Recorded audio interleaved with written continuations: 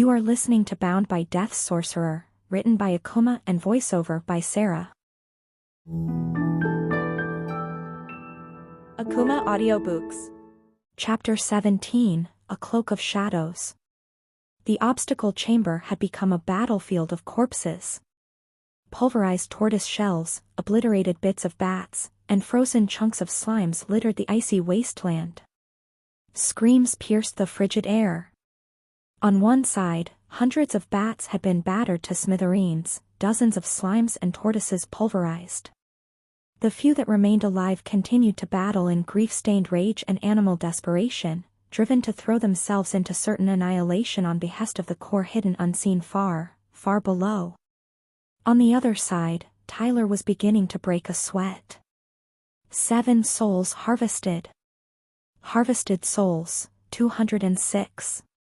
Unraveling the bat souls into raw arcane energy immediately, Tyler rushed forward just in time to pulp a tortoise before it could release a building blast of shrapnel. He had learned quickly that the tortoises were now the biggest threat.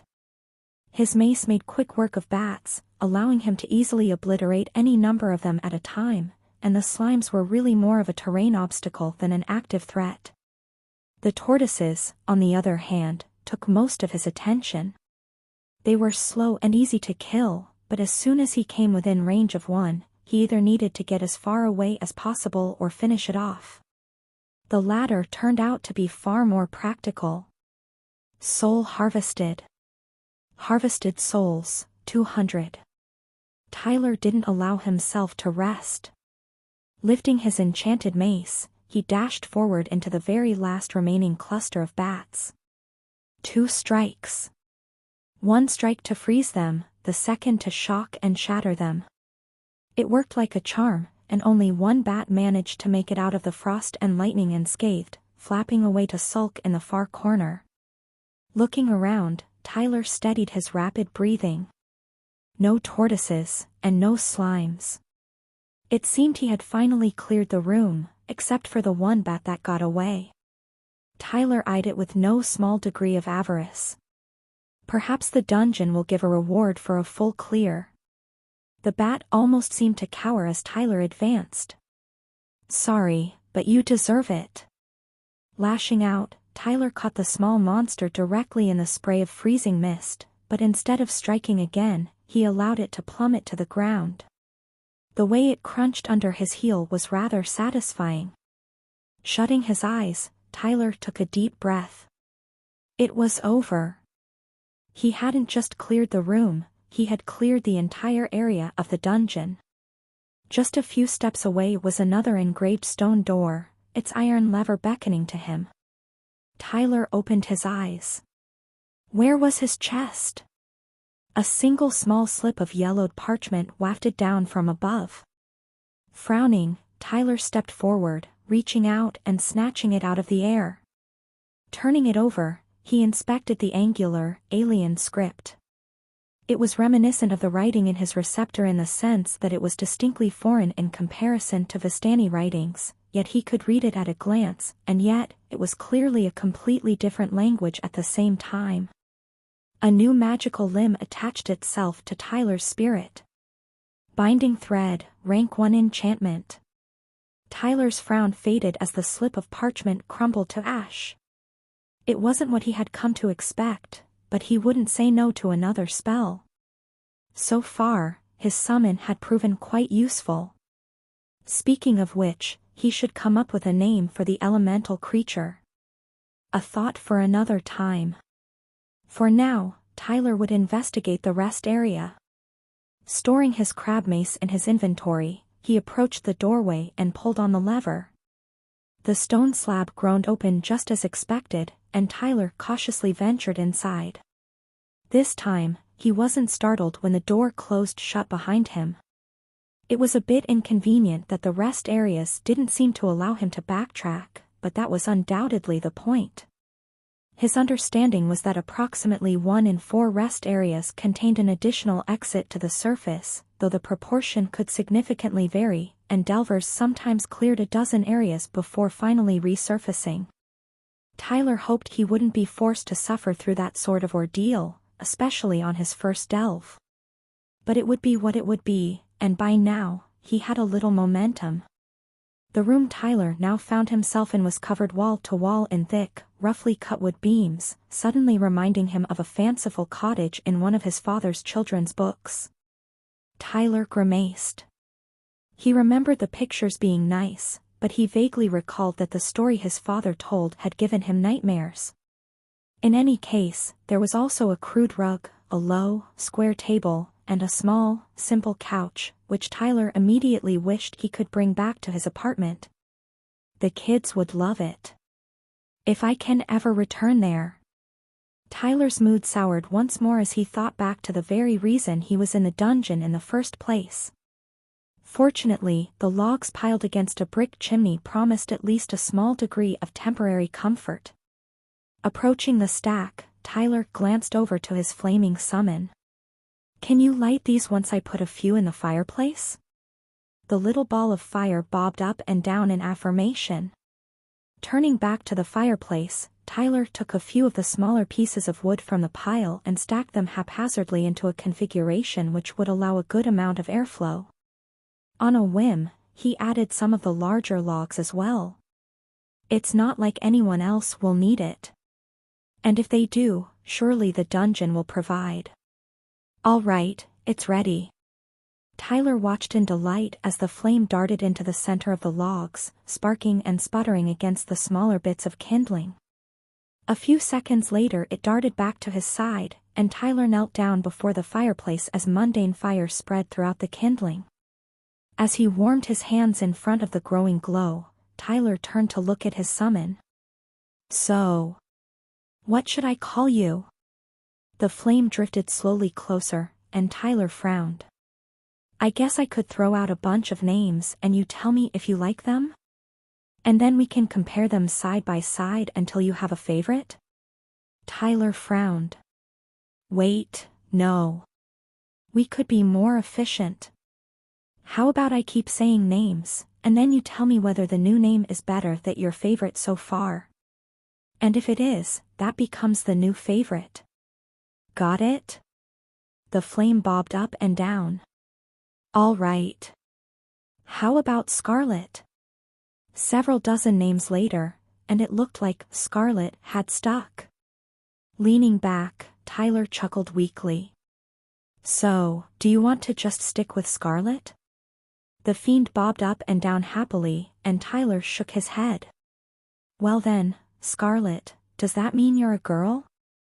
As he asked the question, Tyler realized he had merely been thinking of his summon as an it, but now, that felt a bit uncomfortable.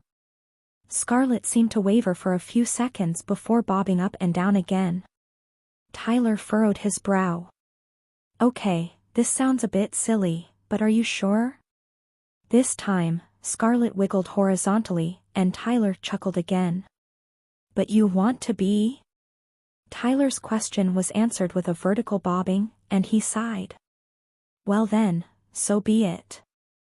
Vibrating slightly, Scarlet then zipped around happily, leaving a faint glowing trail in her wake. As he added another log to the fire, Tyler found himself lost in thought. He had only encountered a few people with summons before, mostly delving students, and while he couldn't quite remember everything, they all gave him the impression of treating the creatures as mere tools. But Scarlet was clearly both intelligent and loyal to him. Why should he treat her as an object? Although, her very existence seemed to be bound to him. What a spooky thought. Having had enough contemplation of such potentially dark subjects, Tyler decided he would experiment with his new spell, or rather, enchantment, as the slip of parchment had called it. Was it something he could just activate, without additional parameters? Tyler vaguely understood that enchantments were different from spells, but what did that actually mean for him here? He supposed he would simply have to try it and find out. Flexing his newest spiritual limb, Tyler drew upon the reservoir of arcane energy pooling within his soul. It was now far deeper than he previously thought possible, even while both trying to conserve whole souls and while expending staggering amounts to fuel his prior rampage. Tyler had walked away from the fight with a colossal increase in available arcane power. Just another way the dungeon rewards momentum. He couldn't let himself grow too accustomed to it, however. No, he would need to ration it carefully. As he channeled his power, a thin, faintly glowing violet thread unspooled from his hand, drifting through the air as if it were weightless. Odd, Tyler tried to grab it with his other hand, but it passed right through.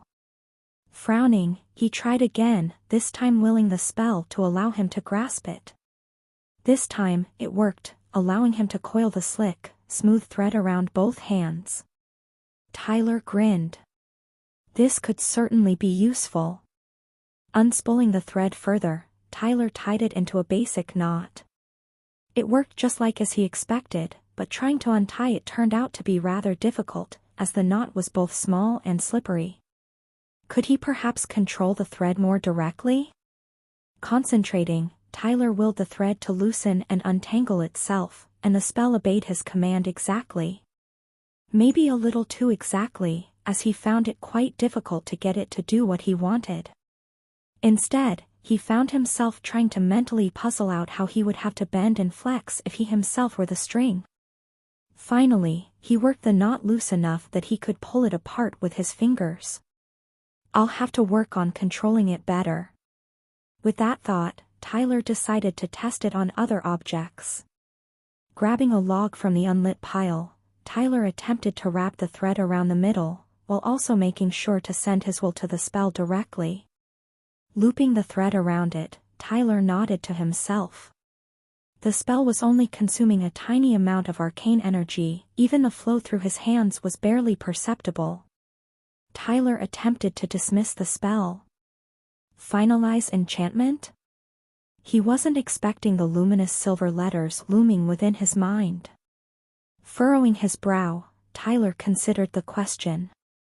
Yes. A much larger chunk of arcane energy left his spirit as soon as he confirmed his choice. It was still almost nothing compared to the size of his entire reservoir, yet it completely dwarfed all that he had spent playing with the thread previously. So that's how that works. I can use it how I want with little cost, but once I finalize it, whatever that means, I pay the full cost.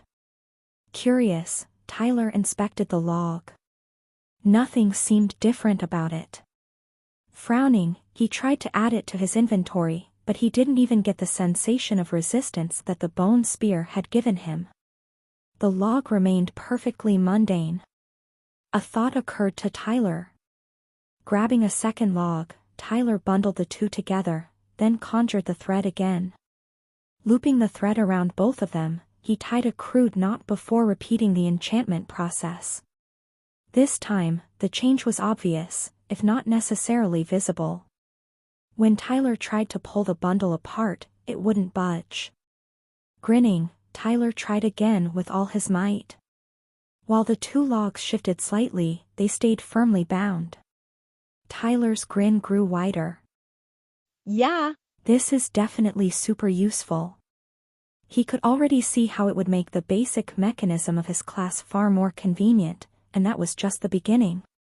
He would still have to test the true strength, of course. In his experience, even the worst ropes were far too strong for most people to snap bare-handed. Tossing the enchanted bundle to the side, Tyler stood up and stretched, before glancing over to Scarlet. So, what do you say we continue on? In truth, Tyler felt like he deserved a longer rest, but he couldn't forget that his family was in all likelihood being held captive by a monster. He couldn't truly rest until he got the situation resolved.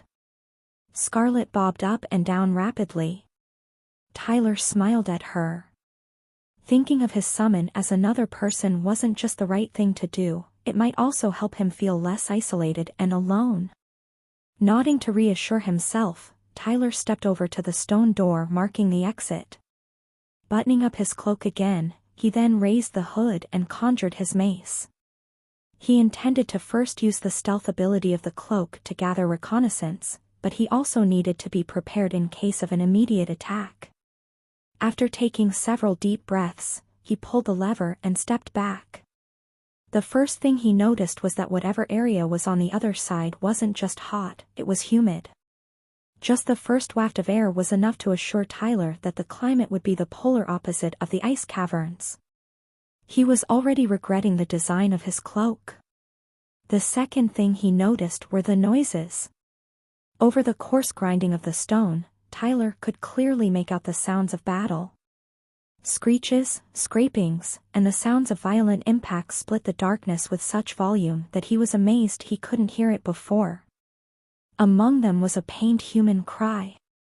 Tyler froze. He could shut the door. He was still in the rest area, and the lever was right there, beckoning to him. Whatever was happening in the new area would most surely interfere with his plan to take things slow and stealthily. Tyler reached out to pull the lever. A human scream split the air, and he froze once more. If it had been a cry of fear, or pain, or anguish, Tyler felt that he might have shut the door. But it was none of those things. Instead, it was a roar of rage. Tyler clenched his jaw. Something in the cry resonated with him, and he couldn't let it go. Fudging hell. Cursing to himself, Tyler shouldered through the door. As the stone ground shut behind him, Tyler didn't look back. Akumah Audiobooks.